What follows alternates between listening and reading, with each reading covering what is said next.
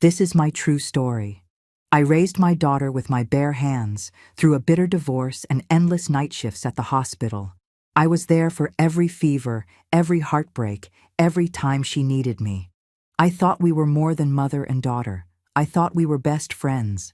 Until one night, over a bowl of dropped mashed potatoes, she looked at me like I was dirt and said, "You make me sick. Are you stupid?" Everyone heard. No one said a word. And that night, I sat in silence. But the next morning, I was gone and did something that shocked everyone. Before I tell you what I did, tell me where you're watching from and what time it is there right now, and please subscribe to this channel so more people hear what happened to me. I didn't just raise her, I bled for her. I stitched patients through 32 winters as a nurse just to keep her in school, fed, and dressed in clean uniforms while I walked to work in the snow with soles coming off my shoes. I remember waking up with chest pains one December morning and still making her breakfast before calling an ambulance. That's the kind of mother I was, the kind who forgot birthdays, not because I didn't care, but because I was too busy making sure she had hers. When her father left, I told her I'd be both mom and dad. I promised her she'd never feel that absence. And for the next 20 years, I made good on that promise. She didn't just grow up, she grew up protected. I showed up to every school event, clapped the loudest, carried her books even after double shifts. There were nights I massaged her legs when they ached from dance class. There were mornings I braided her hair with shaking hands because I hadn't slept. But she always looked perfect walking out that door. Always. I didn't give her the world. I built the world and handed it to her. When she had her first child, I moved into the guest room for 3 months without being asked. I cooked, cleaned, held that baby through colic nights so she could sleep. I changed diapers with the same hands that once pulled overtime in the ER. When the second grandchild got pneumonia, I slept in a chair beside the crib with a humidifier humming all night, checking her temperature every hour. They called it Nana Magic. I wore that name like a badge. I made soup from scratch. I rubbed little backs, read bedtime stories, carried sleeping bodies to bed when they knocked out on the couch. There were weekends I gave up plans, doctor's appointments, or simply my own exhaustion, because someone needed me. I didn't think of it as sacrifice. It was love, and I thought it was mutual. My daughter would call me after rough days and say, "I couldn't do this without you." I believed her. I thought we were more than family. I thought we were a team, a quiet, invisible kind of team, built through decades of survival and soft shoulders. I never asked for thanks, never asked for credit, just respect, just inclusion, just a seat at the table I helped build. But love like that makes you blind. You don't notice the shifts at first, the small sighs when you walk into the room, the forced smiles when you offer help, the way the grandkids stop hugging you on their own. It creeps in like frost, slow, quiet, deadly, and still, I held on. I told myself she was just tired, overwhelmed, that motherhood changes people, that marriage alters dynamics, that maybe I was imagining things. I tucked the pain away in the folds of my apron and kept stirring the soup. Because that's what mothers do. They serve, even when they're starving for kindness. I didn't have millions back then. I had pennies saved, retirement accounts I barely understood, 2 small properties I'd kept paid off just in case she ever needed them. I thought of them as backup parachutes for her life. Not mine. I never thought I'd need them for an escape. I used to look at her face when she was sleeping as a little girl and promise her in silence, "You'll never be alone." But no one ever warned me that I might be the one left alone, in the very house I once filled with warmth. She stopped calling me mom in front of her husband. That stung, but I said nothing. She started skipping my birthday. I smiled and told her I understood. She began handing me chore lists when I visited. Vacuum here, fold this, pick that up from the store. I did it all, happily. Until one day I heard her say to a friend, "She just likes feeling useful." That word, useful, like a mop or a light bulb. But I held on. I baked her favorite lemon cake for her anniversary. She didn't even taste it. Said she was trying a no-sugar thing and threw it away after the guests left. That cake took me 5 hours. I watched it collapse into the trash can like it was me in there, not flour and eggs. Still, I stayed. I thought maybe if I just kept showing up, kept loving them hard enough, they'd see me again. Not as a burden, not as a helper, but as their heart, the spine of this family, the reason they never collapsed when the wind blew. I wasn't perfect, but I was present, and somehow that stopped being enough. The woman I raised, the girl I stitched clothes for with trembling hands after a double shift, that woman told me, "You make me sick." And in that moment, I became something else entirely. Not a grandmother, not a nurse, not a helper. I became invisible. And when you're invisible, there's only one power left, to disappear on purpose. It didn't all fall apart in a single day. That's the part that still gets to me. It wasn't an explosion. It was erosion.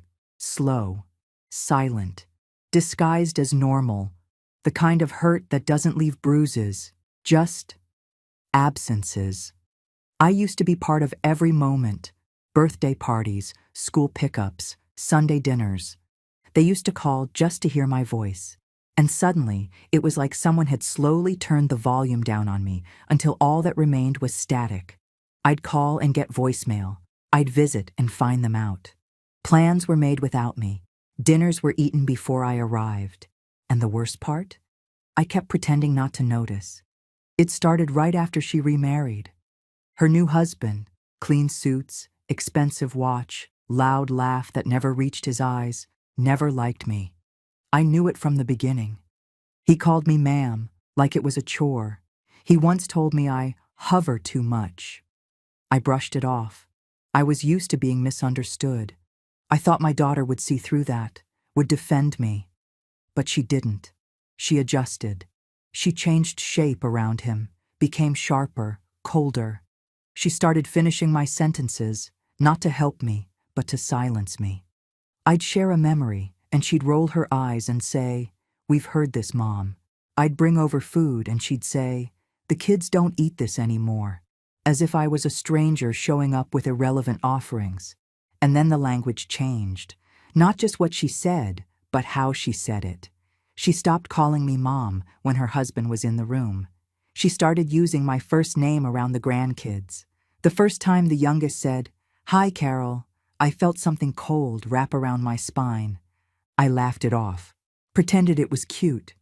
But inside, I felt something collapse.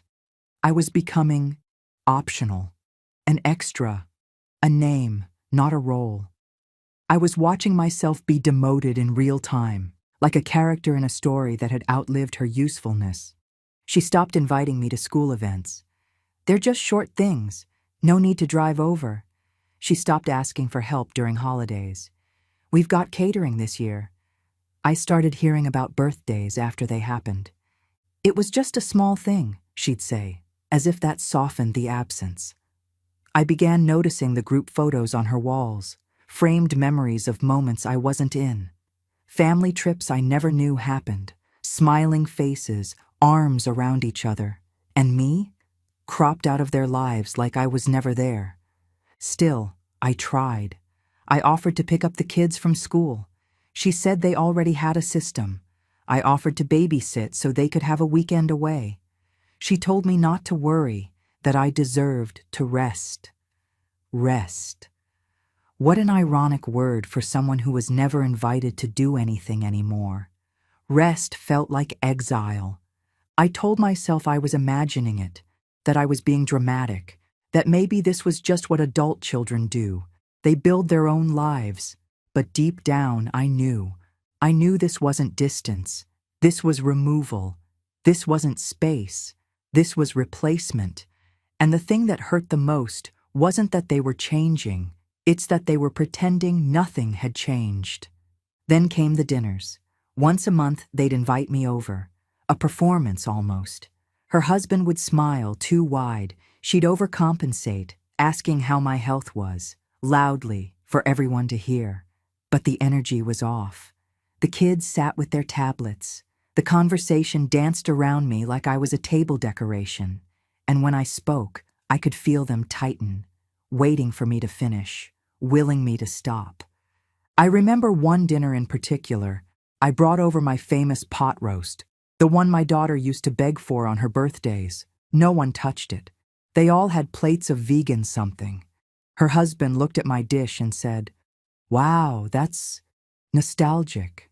Not kind, not thankful, just nostalgic, like I'd brought over a dusty photo album instead of a home-cooked meal. She laughed. She laughed, and my heart cracked in two.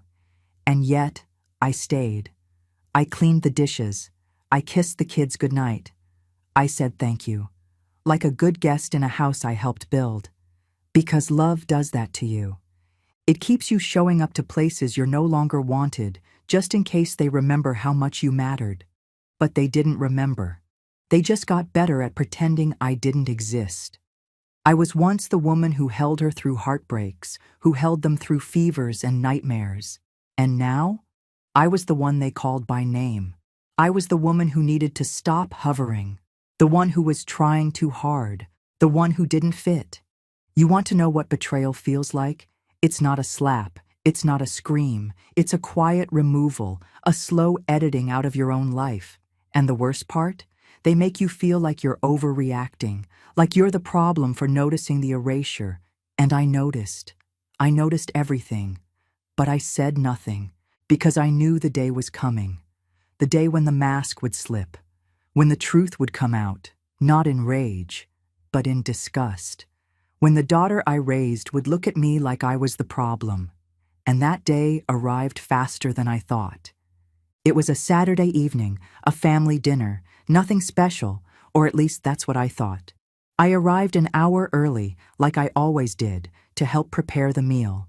Helping in the kitchen had become my tradition. Not just a habit, a way to feel useful, to feel involved. They used to love that about me. I'd chop vegetables, watch the kids run around, sneak them a cookie when no one was looking. I knew where everything was in that kitchen. I practically helped organize it when they moved in. It felt like home once, but not that day. That day, the energy was different the moment I walked in. Her husband barely glanced at me. The grandkids were upstairs, I assumed, because I couldn't hear their usual squeals. And my daughter? She looked up from her phone and gave me a smile so thin it could have been carved from glass. "You're early," she said. I smiled and walked to the counter where the groceries were laid out. "Thought I'd get started on the salad," I replied. She didn't answer, just tapped her phone a little harder. I reached for a ceramic bowl on the top shelf, the one I always used. My fingers were slower now. I won't deny that, but steady, reliable, still capable. I brought the bowl down, held it against my chest, then turned toward the sink. That's when it happened. My foot caught the edge of a loose mat. I stumbled, just slightly, enough for the bowl to slip. It shattered, loudly, brutally, like it had been waiting for an excuse to break. The entire house went silent. Her husband turned around. One of the guests, someone from his office, I think, stopped mid-sentence. And my daughter? She whipped around, eyes wide, mouth already curling with contempt. And then, without hesitation, she spat the words I will never forget. "You make me sick. Just sit down and stop touching things." That was it. No laughter to soften the blow, no whisper, no apology. She said it loud, cold, clear, like a final judgment. And she didn't care who heard. The in-laws were there, friends. Even the youngest grandchild stood frozen at the doorway, holding a toy truck. His eyes flicked between his mother and me. I saw confusion in his face, maybe even fear, because that wasn't a scolding, that was an execution. I didn't cry, not then, not there. I stood still. My feet were surrounded by broken ceramic, a metaphor so obvious I nearly laughed, but I didn't move. I didn't speak. I didn't defend myself. I just stared at her, my daughter, the girl I raised through fevers and heartbreaks, the girl who used to fall asleep on my chest, who once said I was her best person in the world. Now standing there, arms crossed, eyes filled with disgust, like I was some pitiful burden she had to tolerate. And everyone just watched. No one came to my defense. Her husband took a sip of wine. The guests looked away, embarrassed for me, but not enough to say something. Even the grandchild turned and walked back up the stairs. So I sat down, just like she told me, in the corner chair, the one where they usually dump coats and shopping bags. I sat there for the rest of the dinner, didn't touch a single plate, didn't speak unless someone asked me to pass the salt. And even then, I used both hands, afraid another accident would justify another insult. They laughed that night. They told stories, shared plans for an upcoming vacation I hadn't been told about. My daughter leaned into her husband, smiling wide like she hadn't just shattered a bond that took decades to build. And I sat there, invisible, uninvited to joy, unworthy of decency. I left early, told them I wasn't feeling well. No one argued, no one walked me to the door. I walked to my car alone. The wind outside was sharp, the air felt like glass. My hands trembled as I clutched the steering wheel, not from the cold, but from the clarity. Because in that moment, something inside me crystallized. That wasn't the first insult, but it was the last I would ever tolerate. I drove home in silence, didn't turn on the radio, didn't cry, just stared straight ahead, the road blurring under the headlights. I kept hearing her voice, over and over. "You make me sick." It echoed in my ears like a curse, like a sentence passed down from someone who had forgotten every sacrifice made for her. But I remembered. I remembered everything. I remembered working double shifts as a nurse while raising her alone after her father left. I remembered making Halloween costumes from scratch because we couldn't afford store-bought ones. I remembered staying up nights sewing her prom dress so she could feel beautiful. I remembered babysitting her children when she went through postpartum depression. I remembered holding her hand during her second divorce when she thought no one would love her again. I remembered every sleepless night, every tear wiped, every meal made, every birthday cake baked. And now, I was told to sit down and stop touching things, like a clumsy outsider, like a stranger whose only value was silence. That night, I lay in bed staring at the ceiling, and I made a decision, not out of spite, not out of rage, but out of self-respect. I would not stay in a life where I was merely tolerated. I would not spend my final years waiting for scraps of affection from someone who used to adore me. I would not hand over everything I owned to a daughter who couldn't even hand me a shred of dignity. The next morning, I would disappear, and I wouldn't leave empty-handed. That night, after the dinner, I sat on the edge of the guest room bed with the door closed and the lights off. I didn't want them to hear me crying, not that they would have cared. My daughter didn't even look up when I left. No one followed me. No one texted later. No, "Are you okay?" or "Sorry that happened." Just silence. And in that silence, I broke. But only for a moment. I cried softly, like an old faucet dripping rust. Not because of the bowl, not because of the embarrassment. I cried for the version of me that used to believe I mattered in this house. I cried for the years I gave, the decades of service dressed up as love, for the meals, the babysitting, the midnight phone calls, the birthdays, the doctor appointments, the sick days, the sleepovers, the sewing, the savings. I cried because all of that apparently led to this. You make me sick. I looked around the room, a room they said was mine, but was really just a placeholder, a box to put me in when they didn't need me in the living room. I saw a framed photo on the nightstand, my daughter holding her newborn, me standing beside her with tired eyes and proud hands. I used to think that photo meant something. That night, I realized it was just a lie captured in pixels. I pulled my wallet from my purse and opened the old family pictures I always carried. one by one, faded, edges soft from years of being thumbed through during lonely train rides, long hospital shifts, quiet coffee mornings. I stared at each face, the baby girl with big eyes, the toddler covered in spaghetti sauce, the teenager in a graduation cap.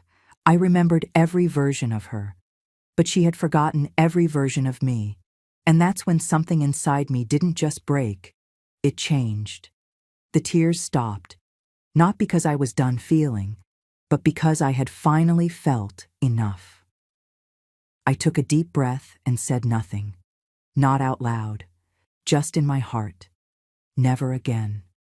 No more dinners where I wasn't wanted. No more sitting in corners trying not to breathe too loud. No more being told I was in the way. And certainly no more sacrifices for people who couldn't even call me Mom with warmth, let alone Nana with love.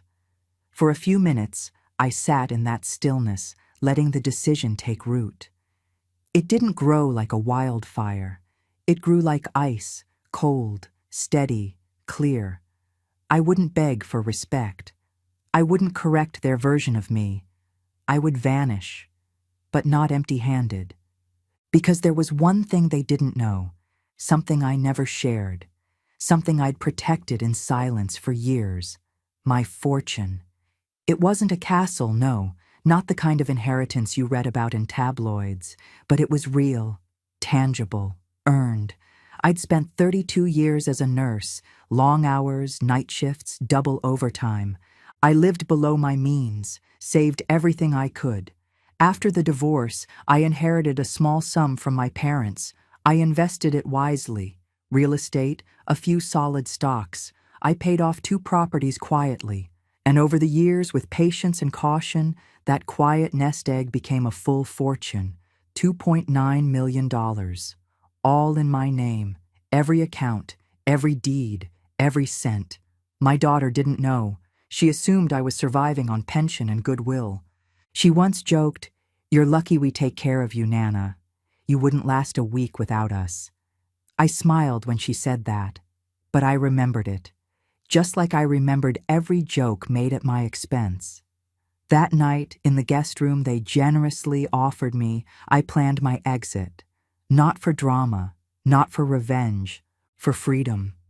I pulled out a notepad and started writing a list, quietly, precisely. Banks, deeds, account numbers, things I hadn't looked at in years. I made sure every document was current, every password was fresh, every asset was liquid ready.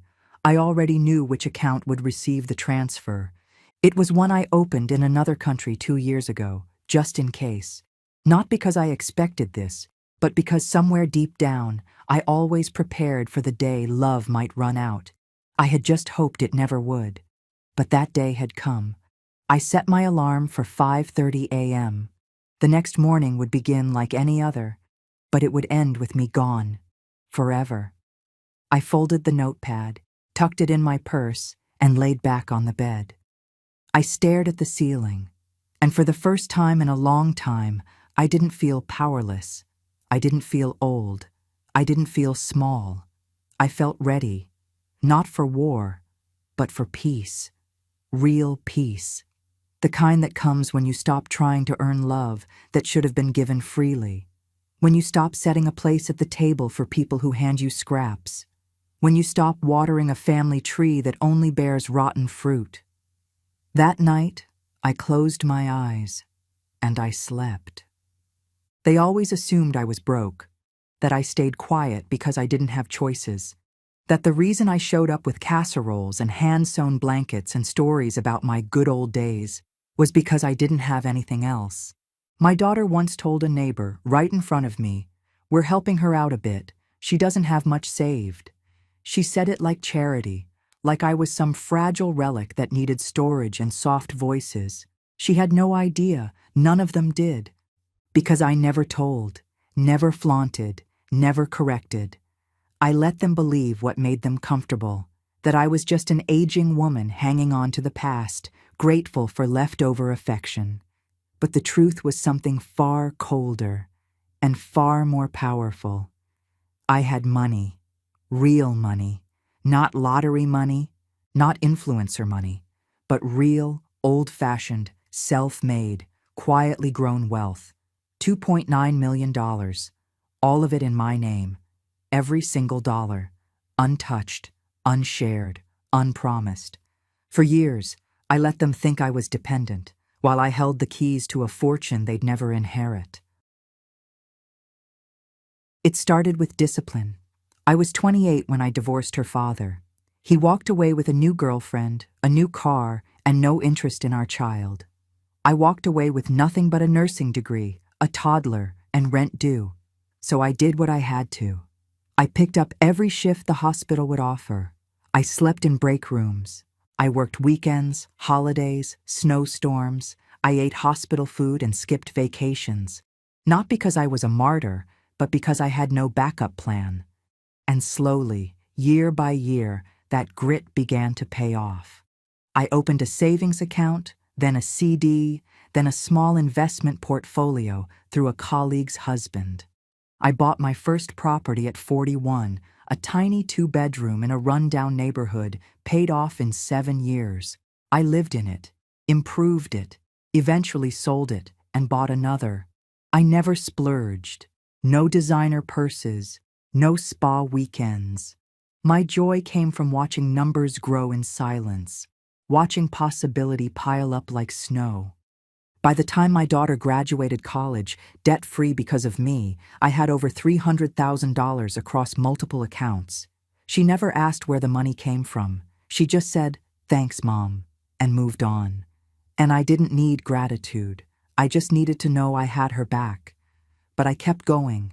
After I retired from nursing, I consulted part-time, did some in-home care, taught CPR at the community center. Every check, no matter how small, went into the pot. Then came the inheritance. My parents, rest their souls, left behind a modest estate, some farmland, a house, and a life insurance policy. I sold the land, kept the house and rented it out, reinvested every cent. While my daughter posted about wine tastings and PTA meetings, I was researching index funds and tax shelters. While she took the kids to Disneyland, I was meeting with a financial advisor in a modest office 2 towns away. I never told her, not because I didn't trust her, but because something deep inside me always whispered, "Keep something for yourself." Just in case. And that just in case had finally arrived. The most poetic part? Every account, every property, every legal document was in my name only. No cosigners, no shared deeds, no trust fund stipulations. I had spent years setting things up properly, legally, invisibly. I knew how families could turn. I'd seen it in the hospital, the way adult children circled dying parents like vultures, whispering about wills before the bodies were cold. I told myself I was just being practical, but really, I was being honest. I had learned too many times that people love you until they don't, and I was not going to be the old woman crying on a porch while the locks got changed. Not me. Not after everything. The $2.9 million sat across 5 carefully chosen institutions, 2 local banks, 1 investment firm, 1 offshore holding, 1 gold-backed reserve, diversified, protected, traceable only by someone who knew exactly what to look for. And they didn't. Because I never spoke of it. Not once. My daughter thought I was just another sweet old lady with a tattered checkbook and soft socks. And maybe once upon a time, that's who I was. But after she looked me in the eye and said, "You make me sick," something shifted. Suddenly, all those years of protecting her, all those nights rocking crying babies while she went out to reset, all the quiet meals eaten standing up in the kitchen, all the times I bit my tongue when her husband made jokes about my cooking or my boomer energy, all of it felt like a debt I had finally paid in full. She didn't know about the 2 properties I owned outright. 1 rented, 1 empty, fully furnished. She didn't know about the overseas account I opened after a vacation in Portugal, a place I fell in love with, just in case I ever wanted to disappear. She didn't know about the safety deposit box in another city, The notarized documents, the executor arrangements I'd made with a lawyer who owed me a favor. She didn't know, because she never asked, and I never offered. I kept smiling, kept baking, kept playing the role, and when she finally revealed how little she thought of me, I played my final card. No drama, no yelling, no confrontation, just quiet preparation, cold strategy, decades of planning disguised as innocence because they thought I had nothing, but I had everything. And now, for the first time in my entire life, I was going to keep it for me. I didn't slam the door. I didn't cry loud enough for anyone to hear. I didn't leave a trace of panic or revenge in the air. I simply zipped up my suitcase at 4:42 in the morning, folded the corner of my favorite sweater, and walked out of that house as quietly as I had walked into it 30 years ago when I first helped her raise her babies. The hallway light was still on, the same dim yellow bulb they never bothered to fix, and I could hear the fridge humming in that low, tired tone. That kitchen used to smell like love. Now it smelled like leftovers nobody wanted to finish. I didn't look around. I didn't need one last glance. I had already done my grieving in silence, night after night, folding towels they never thanked me for and wiping spills they pretended not to see. There comes a moment when a woman stops hoping for kindness and starts preparing for absence. That morning, I became absence. The taxi driver didn't ask questions. He pulled up with a yawn and called me, "Ma'am," like I was just another old lady going to see her grandkids. I didn't correct him. I just sat back, held my leather handbag tight, and stared out at the neighborhood I had sacrificed my youth for. Every yard had a memory. Every porch light a shadow of something that once felt permanent. But nothing is permanent. Not in a world where your own daughter can turn your worth into a joke at dinner. I reached into my coat pocket and touched the envelope, the one holding the notarized transfer documents, international bank confirmation, and the deed revocations I had finalized last week. Every account, every dollar, every inch of property, moved, dissolved, redirected, not hidden illegally. I'm too smart for that. Just no longer accessible to them, and completely untraceable unless you knew where to look, which they didn't. At the bank, I didn't shake. I didn't hesitate. The woman at the desk recognized me and smiled politely. "You sure about this, ma'am?"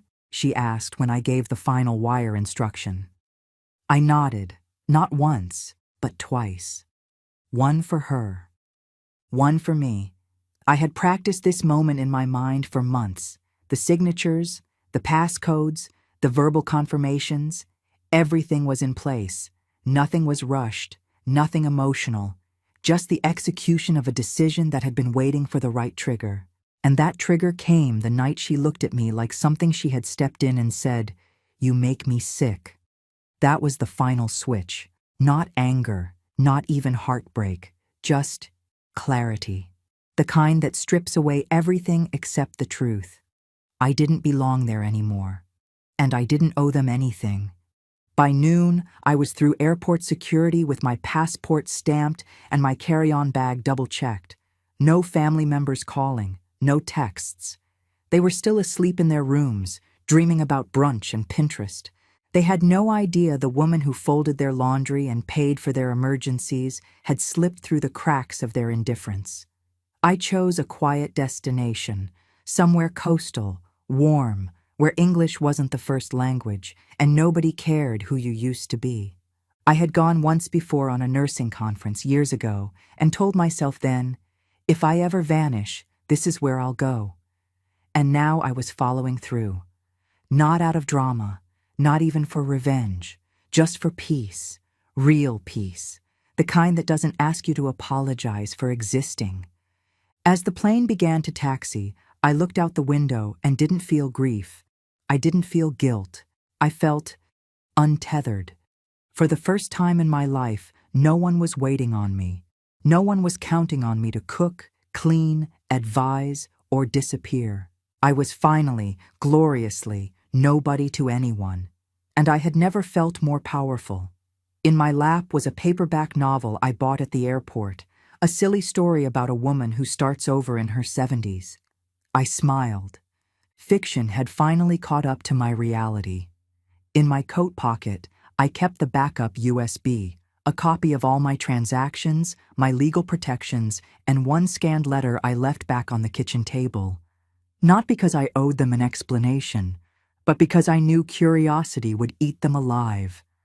Nobody saw me board that plane. Nobody stopped me at the terminal. I didn't wear sunglasses or a hat like in the movies. I wore my normal clothes, my soft blue cardigan, my sturdy walking shoes, my hair pulled back with a clip. Just a grandma on her way to visit something. No fuss, no spectacle. Just an exit that they wouldn't realize had happened until it was far too late. And by then, I'd be sipping tea on a quiet balcony, surrounded by strangers who didn't see me as a burden, just as a neighbor with stories to tell and no more casseroles to bake for ungrateful mouths. I didn't run. I didn't hide. I simply left. Clean. Final. Unforgiving. I didn't leave a speech. I didn't write a dramatic essay or a weepy farewell. Just 8 short sentences, handwritten, folded twice, left on the dining table, beside a lukewarm mug of tea they never drank, the one they always said was too bitter, like you. I wrote it with my favorite pen, the one my daughter once gifted me for Mother's Day, back when gifts still meant something, back when I love you came without eye rolls. I smoothed the page, wrote in clear cursive, and let the words speak for me, since my voice had been drowned in that house long ago. If I make you sick, then let me stay out of sight. Don't worry, you'll never see me again. I've taken care of everything. You won't have to deal with me anymore. The house is no longer yours. The accounts are closed. The future you counted on is gone. You erased me, so now I've returned the favor. That was it. No signature, no love, Mom, no apologies, just my initials, the way they used to appear on signed school papers, on birthday cards, on the check stubs they cashed without saying thank you. It was the last piece of me they would ever hold. No contact info, no address, no loopholes. I left nothing behind except the consequences of their own cruelty. A mirror they couldn't avoid. A silence they couldn't fill. The letter was placed exactly where she would see it first. Not buried, not hidden, not attached to anything. Just there, bold and flat on the fake marble table I had polished 100 times while they scrolled on their phones. And when she picked it up, I knew exactly what would happen. First, she'd smirk, then scoff. "Oh, dramatic much?" she'd mutter, probably holding a coffee mug that said, "Best mom ever." Ironic. She'd assume I was just having a fit. Another one of my episodes. Maybe she'd laugh it off, show it to her husband, and make a joke at my expense. "Look what she wrote, can you believe this?" They'd shake their heads, roll their eyes, until she opened the bank app, until she tried to log into the joint retirement portal, until she called the lawyer and heard a calm, practiced voice say, "I'm sorry, ma'am, your name is not on file as an authorized party." That's when the letter would become a blade. That's when the silence I left behind would roar louder than any scream. Because I didn't just walk away. I didn't just vanish for effect. I untethered everything, the trust, the assets, the real estate titles, legally, permanently, quietly. No lawsuits could reverse it. No tantrum could track it. It was all perfectly executed, like a nurse preparing a clean surgical cut, deep, precise, and without hesitation. For years I was preparing it, slowly, silently. Every time they left me out of a conversation, rolled their eyes at my advice, whispered about putting me somewhere with supervision. I saw the future they were planning for me. A corner of the house, maybe a care home. Just until she can't handle stairs. But I beat them to it. I handled the stairs. I walked right out. And that letter? That letter was the tombstone of the life I had been buried under. I didn't need to curse them. I didn't need to guilt them. I just needed to tell the truth. Their truth. my truth. The line that changed everything wasn't what I wrote. It was what she said. You make me sick. That line carried more poison than any venom I could conjure. It was the weight behind that sentence that gave my pen power. It turned ink into inheritance, regret into justice.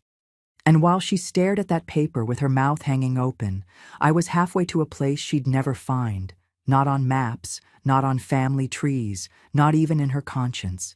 Because people like her don't search where shame begins. I hope she framed it. I hope it burned. Either way, it was the last thing I ever gave them for free. I imagine it didn't hit her all at once. That's the thing about arrogance. It blinds you just enough to delay the fall. I bet she read that letter with a smirk still on her lips.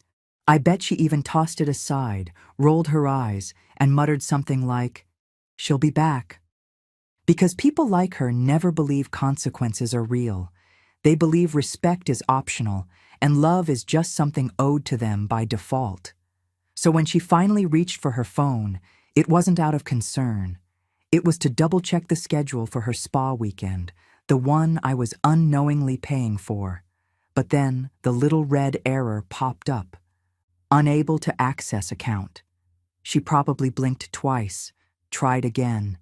Another error. A third time, and now the silence began to crack. Maybe she called the bank. Maybe she shouted down the hall for her husband to check his logins. I can almost hear her voice rising. This can't be right. She didn't have access to that, did she? But I did. I always did. And she knew it, deep down. She just assumed I was too old, too weak, too slow to do anything with it. She thought I was sitting on those millions like a confused squirrel, hoarding nuts I didn't know what to do with.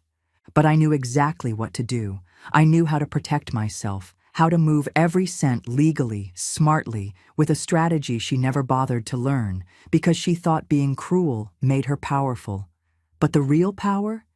It was in my silence, in the years I spent letting her believe I was harmless. The panic came fast after that. First the bank, then the lawyer, then the property office when she realized both houses weren't in her name, not even partially. She was never added, not even once. Her voice, once sharp and loud, became cracked and shrill. I know that tone. It's the sound of someone who's just realized they were never in control. Her husband probably started asking questions then. "I thought you said your mom had everything set up for us. Didn't she put your name on the trust? What do you mean the house is gone?" And that's when the embarrassment hit. Not just the loss of money, the loss of image. My daughter had built her entire life on appearances. The well-off daughter, the caring family, the generational wealth. It was all a lie now, exposed by a single letter and a string of failed login attempts. She probably made a dozen phone calls that day, screamed at the estate manager, called my friends, maybe even knocked on neighbors' doors. But no one had answers, because no one knew what I'd done, not even those closest to me. I kept it clean, silent, a surgical strike of freedom.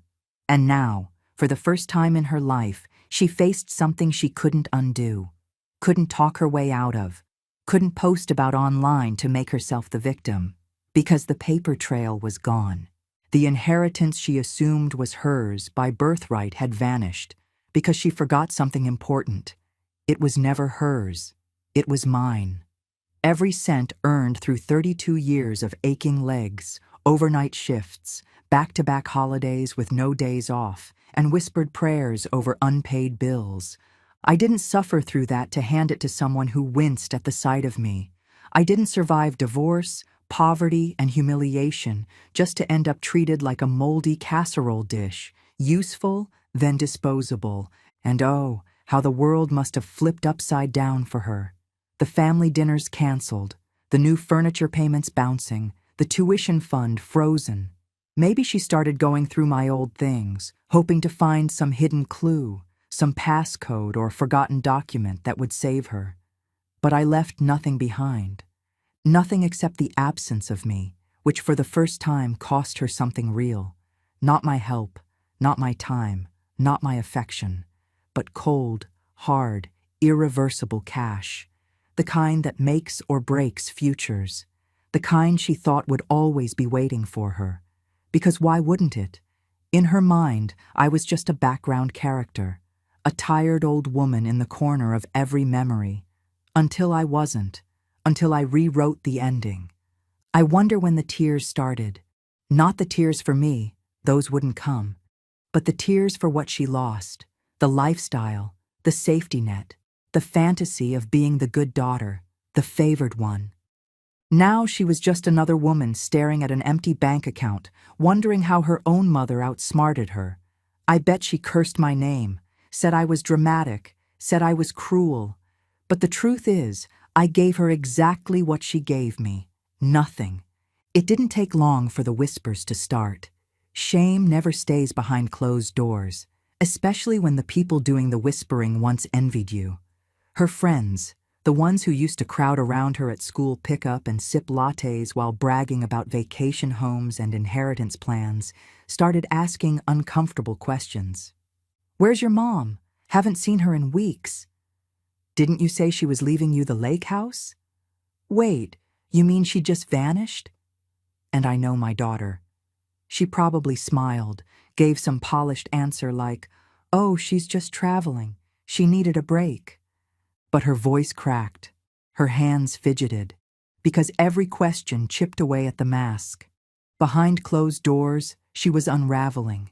And that perfect little life she curated on Facebook, the photos, the posts, the curated smiles, all of it started to rot from the inside, because the truth was too ugly to hide. Not just that I left, but why. You don't get to scream at your mother in front of your children and think no one notices. You don't get to shame the woman who raised you and expect people to still see you as noble. Word got out. Neighbors, cousins, even her husband's co-workers started piecing things together. And when people whispered, they didn't whisper about me. They whispered about her, the daughter who lost everything because she couldn't hold her tongue. The one whose mother left not out of rage, but out of quiet, deliberate disappointment. Even her husband, that smug man who once told me to speak less at the dinner table, started questioning what else she had lied about. Maybe he asked himself, if she was cruel to her own mother, what else is she capable of hiding? Maybe he started noticing the things I always saw, the selfishness, the superiority, the way she rewrote the past to make herself the victim. And then came the arguments, the bills unpaid, the sudden absence of spending money. No more upgrades, no more luxury birthday parties for the kids. She probably blamed me in every fight, raised her voice and screamed, "She ruined us." But I didn't ruin them. I just took back what was mine. And when you build your world on someone else's back, the fall is always louder when they finally stand up. The grandkids felt it too, but not just in money, in silence. They didn't understand at first. They just knew Nana didn't come back. No goodbyes, no hugs, no bedtime stories, just gone. They asked questions, simple ones, honest ones. Where's Nana? Did she leave because we were bad? Why didn't she say goodbye? And I know it burned her, because she had no good answer. You can't tell a child, "Nana left because I humiliated her in front of you." So she made something up, maybe said I was old and tired, that I needed rest. But kids know. They always do. They feel tension. They remember tone. And they remembered hers, loud, sharp, disrespectful.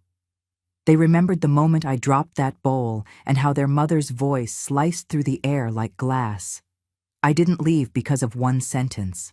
I left because they were watching.